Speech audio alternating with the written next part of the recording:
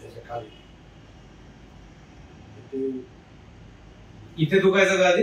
हो बरोबर, इथे पण ते 2 पॉइंट बरोबर आता दुखतंय काय? असं मारलं दुखतंय?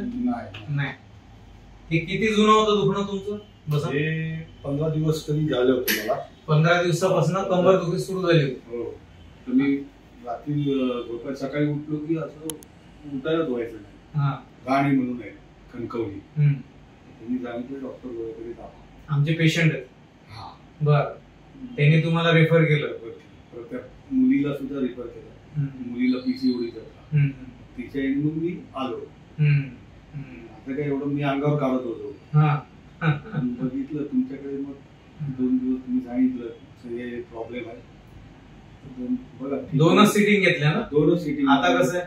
एकदम क्लिअर, 100%. काहीच त्रास नाही.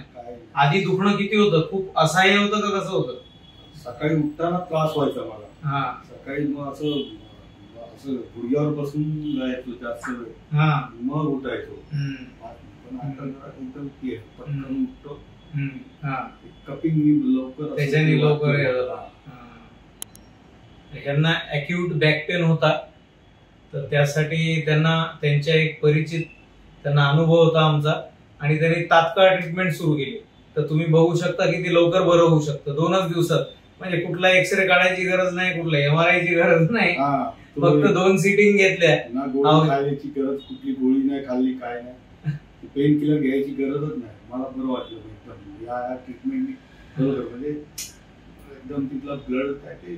आणि एवढ्या लांबणीवर जा, परत डॉक्टरकडे फिरा, पेन किलर घ्या, एक्सरे काढा आणि MRI काढा, मग स्लीप डिस्क सांगा. त्याच्या अगोदर तर बराही झाला.